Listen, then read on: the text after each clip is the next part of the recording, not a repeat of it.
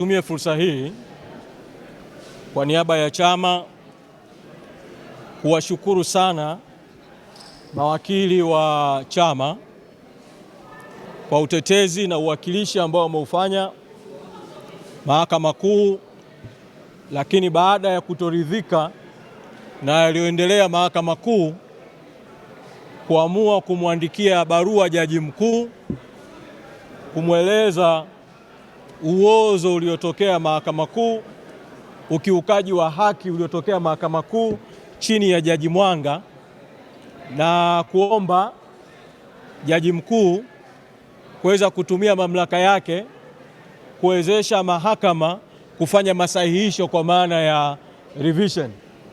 Lakini washukuru vile vile mawakili wetu kwa uwakilishi walioufanya leo kwa hoja nzito na ushahidi wa nyaraka na kesi mbalimbali ambazo waliwasilisha mahakamani.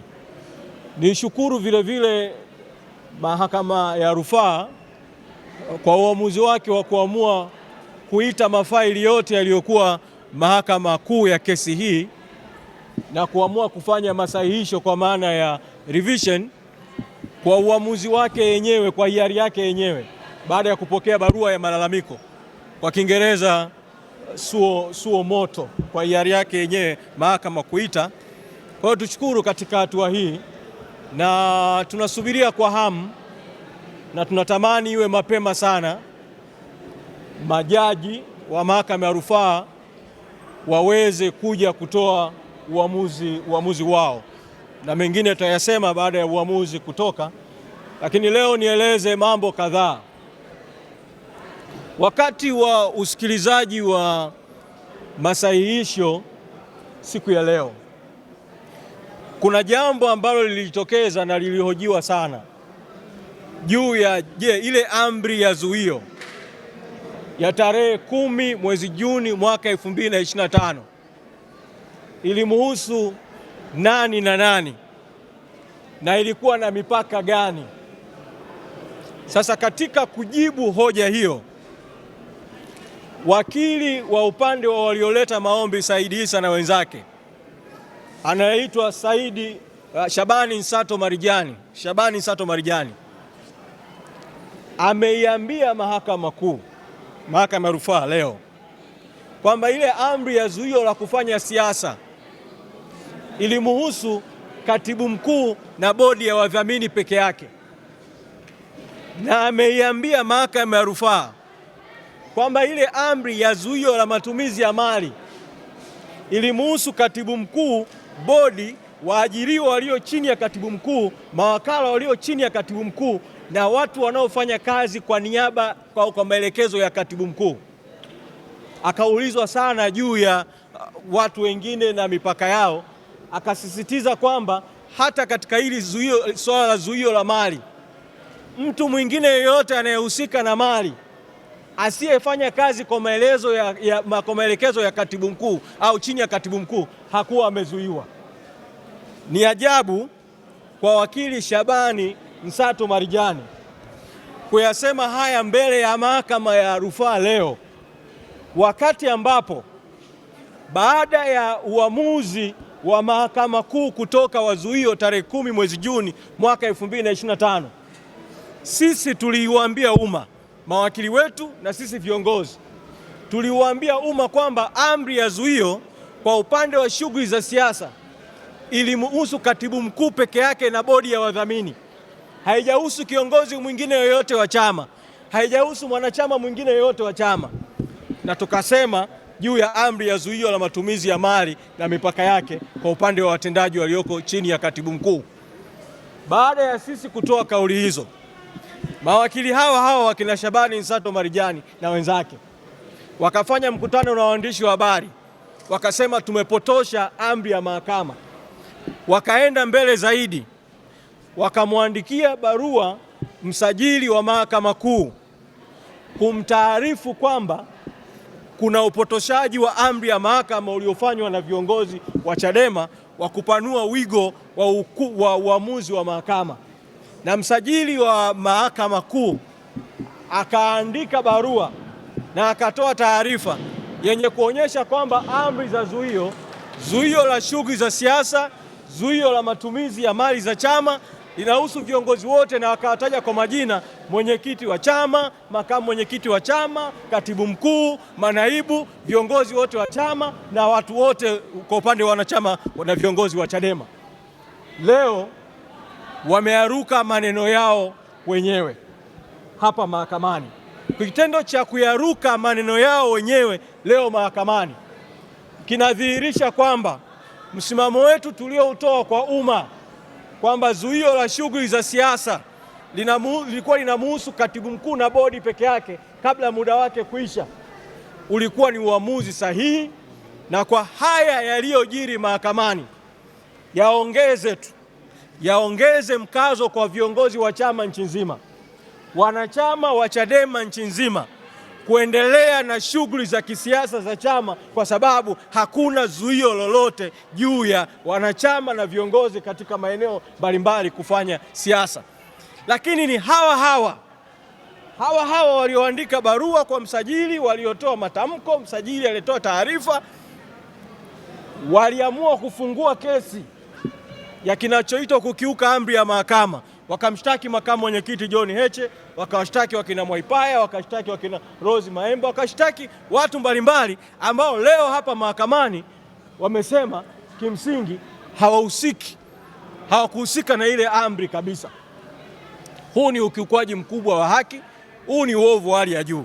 Lakini nataka kutumia fursa hii kuwakumbusha tu, kesi hii, uamuzi wa zuio ulipotoka mwezi Juni mwaka 2025, nilizungumza Dar es Salaam mbele ya Mahakama Kuu, nikasema hapa hakuna kesi yoyote ya msingi ya madai ya mali wala tuhuma za ubaguzi wala chochote. Kesi hii ni mkakati ambao umewatumia mamluki watatu waliohusisha ofisi ya msajili wa vyama vya siasa, afisa mmoja kwenye ofisi ya msajili wa vyama vya siasa, na tuliwataja kwa majina ya wahusika wote. Tukasema kwamba hii kesi ni mkakati wa kukwamisha mkakati wa chama wa no reforms no election katika mwaka wa uchaguzi mkuu. Leo tunaposimama mbele ya mahakama ya rufaa, kunapojitokeza hoja kubwa za kwamba kesi hii, uamuzi wa zuio wa tarehe 10 mwezi Juni mwaka 2025 kimsingi umekwenda kinyume na maamuzi ya mahakama ya rufaa kwenye kesi ya Agostino Mrema ambayo ilisisitiza kwamba chama cha siasa hakiwezi kuzuiwa shughuli zake za kisiasa. Inadhihirisha tu yale tuliyoyasema kuanzia mwanzo kwamba kule kwenye Mahakama Kuu jaji kimsingi alipewekewa kesi ambayo ilikuwa na nia ovu na nia haramu ya kuzuia shughuli za chama, na kesi hii imekuwa na madhara makubwa sana kwetu kitaasisi. Jambo hili limejadiliwa vile vile kwamba nani ameathirika zaidi ama athari za hii kesi ni zipi. Matendo ya kutoa amri ambayo kwanza amri yenyewe si halali, hili ni jambo lingine nitalizungumza, lakini kuitoa na kuipa tafsiri potofu yamesababisha sio tu kwamba Chadema imezuiwa kufanya mikutano ya hadhara, kufanya maandamano, kufanya shughuli za kisiasa katika mwaka wa uchaguzi. Matendo haya yameambatana vile vile viongozi wa Chadema katika maeneo mbalimbali, wengine kupigwa, wengine kuumizwa kwa sababu ya kutekeleza amri haramu. Na hivi karibuni kabisa ikiwa ni tukio la wanawake wa Chadema kwenye siku ya maadhimisho ya siku ya wanawake duniani tarehe 8 mwezi Machi mwaka huu, siku chache zilizopita, kupigwa, kudhalilishwa katika hatua za polisi kutekeleza amri isiyokuwa halali. Wanarudia kuweka mkazo tu na kusisitiza kwamba katika mazingira haya ambayo upande wa waleta maombi wenyewe wanakiri kwamba hakukuwa na zuio lolote la shughuli za kisiasa dhidi ya wanachama wa Chadema nchi nzima, dhidi ya viongozi wa Chadema nchi nzima, wanachadema endeleeni na shughuli za kisiasa katika maeneo mbalimbali ya chama na chama kitaendelea na shughuli zake, kwa sababu kimsingi wakati tunasubiria uamuzi kwa haya yaliyojiri tayari tunaona matobo katika uamuzi. Kuna hoja nyingine kubwa ambayo Dr. Nshala wakati azungumzwa mahakamani haikuzungumza, ningependa kuiongeza kati ya hoja ambazo zimewasilishwa mahakamani, ni juu ya hoja ya haki ya kusikilizwa. Sisi tumesema kwamba lile zuio lililotolewa tarehe 10 mwezi Juni mwaka 2025 lilikuwa kinyume na utaratibu kwa sababu lilikiuka haki ya msingi ya kusikilizwa. Utakumbuka kwamba mwezi wa 4 kesi hii ilipokuja kwa ajili ya kusomwa mara ya kwanza na usikilizaji kuanza, na hatimaye tarehe 10 mwezi Juni iliposikilizwa mwaka 2025, sisi Chadema tulikuwa tunatetewa na wakili Jebra Kambole, na kwa sababu ya kuona mambo yako hayaendi sawasawa pale mahakamani, wakili Jebra Kambole alijiondoa kwenye kesi. Sasa baada ya wakili Jebra Kambole kujiondoa kwenye kesi, kimsingi sisi hatukuwa na uwakilishi kwa sababu hakukuwa na wakili mwingine pale mahakamani kwa ajili yetu, na sisi ambao ni walalamikiwa, katibu mkuu na bodi ya wadhamini, hatukupewa taarifa kuhusu kujiondoa kwa jaji. Sasa leo hapa mahakamani yamewasilishwa mashauri mbalimbali ya mahakama ya rufaa, ya mahakama kuu, yenye kuonyesha kwamba pale ambapo wakili anakuwa amejiondoa, iwe kwa sababu halali au zisizo halali, mteja hatakiwi kukoseshwa haki yake ya kusikilizwa. Anapaswa apewe nafasi ama ya kuwa na wakili mwingine au apewe nafasi ya kujiwakilisha na utaratibu mwingine, utaratibu ambao Jaji Mwanga kinyume kabisa na haki hakufuata katika kuamua kutoa zuio tarehe 10 mwezi Juni mwaka 2025, wakati sisi katibu mkuu, bodi ya wadhamini na Chadema kwa ujumla hatukuweko mahakamani na hakukuwa na wakili. Kwa hiyo ni kati ya hoja kuu sana ambayo imejengwa leo kwa sababu kanuni ya asili ya haki ambayo iko kwa mujibu wa katiba kwamba mtu hawezi kuhukumiwa au uamuzi kufanywa dhidi yake bila kusikilizwa imekiukwa, na imeelezwa mahakamani kwamba kunapokuwa na ukiukwaji wa namna hii wa haki ya asili ya kusikilizwa, hayo maamuzi yote yaliyofanyika katika ngazi hiyo kimsingi yanakuwa ni maamuzi batili. Kwa tunasubiria uamuzi, na hatutaki kuingilia maamuzi ya majaji kwenye mahakama hii ya rufaa, lakini sisi tunaamini kwamba mahakama itakuwa imefanya mapitio na kusikiliza hoja zote za msingi na kufanya masahihisho juu ya maamuzi yote ambayo yamekiuka haki, maamuzi mabovu, maamuzi yenye uozo ambayo yamefanywa na jaji katika mahakama kuu. Lakini nihitimishe kwa kuendelea kusisitiza tena kwamba kesi hii ilifunguliwa kwa nia ovu, kwa nia mbaya ya kuzuia shughuli za Chadema katika mwaka wa uchaguzi mkuu.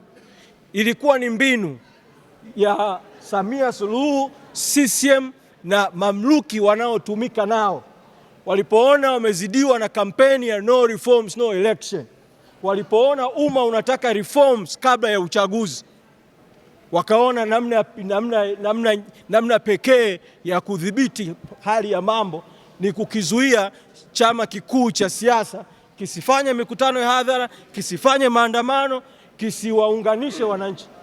Sasa matokeo ya kuzuia chama kikuu cha siasa kufanya shughuli za siasa katika mwaka wa uchaguzi, madhara yake ni watawala kuchochea hasira zaidi kwa wananchi.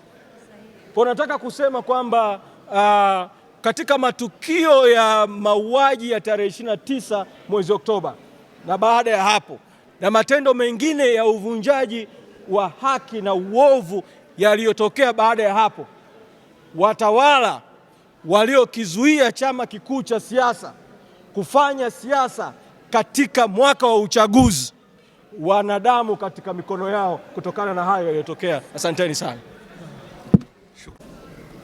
Hoja ilikuwa ni kwamba kesi ilikuwa inagusa. Hizo ni hoja ambazo zimeletwa na mahakama, kwa sababu kwa kuwa kesi imeletwa na mahakama, hoja zinazowasilishwa hapa ilikuwa ni kwamba zimetoka kwa mahakama yenyewe. Tutakiwa tueleze kama ilikuwa ni sahihi kwa ile kesi hivyo jinsi ilivyoletwa bila kwanza kwa mahakama kujiridhisha mgogoro huo ulianza lini. Mgogoro huo ulianza lini? Kwa sababu tuna sheria ya ukomo wa muda. Huwezi ukajifungulia kesi mahakamani bila kueleza kwamba mgogoro wako umeanza lini, mahakama ijue kwamba uko ndani ya muda au nje ya muda. Hawakusema hicho kitu. Pili, hawakusema thamani ya mali za chama ili mahakama iweze kujua ni kiasi gani cha ada wanatakiwa kulipa, na vile vile basi kuweza kujua kwamba yani yule anayeshtakiwa ajue anadaiwa kiasi gani, kwa sababu maana yake anadaiwa aweze kujua. Haya ya kusemwa. Tatu, ilikuwa ni masuala ya ukatiba kwamba hizi haki zinagusa unapotoa amri ya zuio dhidi ya chama cha siasa. Je, ugusi haki za katiba za wanachama wake? Katiba ya nchi ugusi hizo haki?